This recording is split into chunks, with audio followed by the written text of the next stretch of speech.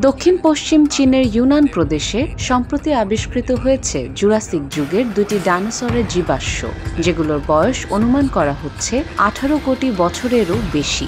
এই গুরুত্বপূর্ণ আবিষ্কার বিজ্ঞানীদের কাছে একটি নতুন জানালা খুলে দিয়েছে পৃথিবীর প্রাচীন জীববৈচিত্র্য এবং ডাইনোসরের বিবর্তন সম্পর্কে বোঝার ক্ষেত্রে।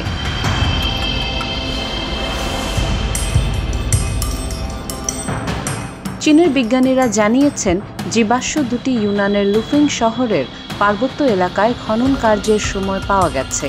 ইউনান প্রদেশ বরাবরই ডাইনোসর জীবাশ্মের খনি হিসেবে পরিচিত। তবে এবার যে আবিষ্কারটি হয়েছে তা প্রাচীনতা এবং অক্ষুণ্ণতার দিক থেকে ব্যতিক্রম। জীবাশ্ম দুটি একটি প্রাপ্তবয়স্ক এবং একটি কিশোর ডাইনোসরের বলে ধারণা করা হচ্ছে, যা সম্ভবত লুফিংসোরাস প্রজাতির অন্তর্ভুক্ত।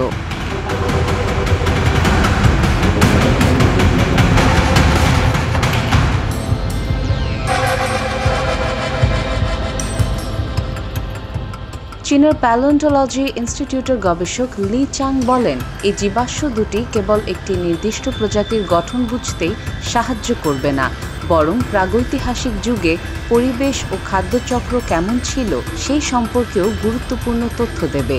বিশেষ করে হাড়ের গঠন ও দাঁতের বিন্যাস থেকে আমরা জানতে পারি এরা কী ধরনের খাদ্য গ্রহণ করত। বিশেষজ্ঞরা আরও জানান, ডাইনোসর দুটি সম্ভবত তৃণভোজী ছিল এবং তারা ছিল ওই সময়ের অন্যতম শীর্ষ প্রজাতির প্রতিনিধি। জীবাশ্ম দুটি এতটাই ভালোভাবে সংরক্ষিত রয়েছে যে এর মাধ্যমে প্রাণীর পূর্ণ কঙ্কাল ও শরীরের বিন্যাস সম্পর্কে বিস্তারিত বিশ্লেষণ করা সম্ভব হবে।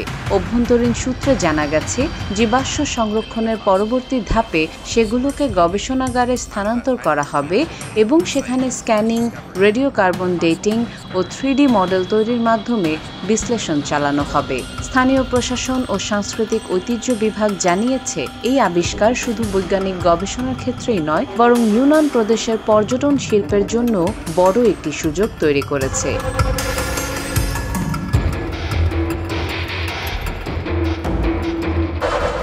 ইউনানে একটি নতুন জীবাশ্ম জাদুঘর নির্মাণের পরিকল্পনাও চলছে, যেখানে এই দুটি জীবাশ্ম প্রধান আকর্ষণ হিসেবে প্রদর্শিত হবে। বিশ্বের বিভিন্ন দেশের বিজ্ঞানীরা এই আবিষ্কারে আগ্রহ প্রকাশ করেছেন এবং আন্তর্জাতিক সহযোগিতার মাধ্যমে গবেষণা চালানোর ইচ্ছাও প্রকাশ করেছেন।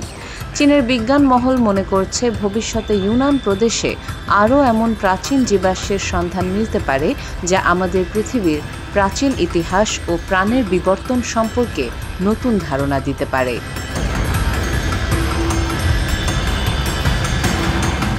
Desk report, recap news.